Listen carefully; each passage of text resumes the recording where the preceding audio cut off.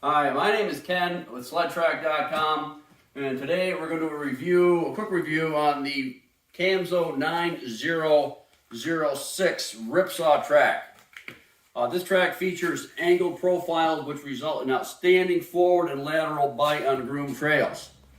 This chop lug design, offers superior handling, acceleration, and braking on hard pack and groomed trails. The narrow lug base provides less rolling resistance for maximum top speed. So if that's important to you, that works there also.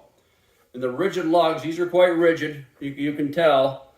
Okay, so that's original chop lug design. They hold up well for excellent durability and longevity for a lot of miles. This is an old standby track. They put these on the Yamahas back in the early 2000s. They put them on the newer sleds.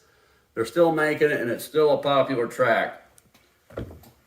The technical information on the 9006 is a 144 by 15 with a 2.52 pitch. It's a 1.25 lug height, and it weighs approximately 45 pounds. It's fully clipped, as you can see, and has all open windows. If you need any more information on this track, you can go to SledTrack.com, or if you have any questions on fitting it, any other questions, 607-693-1031. Thank you.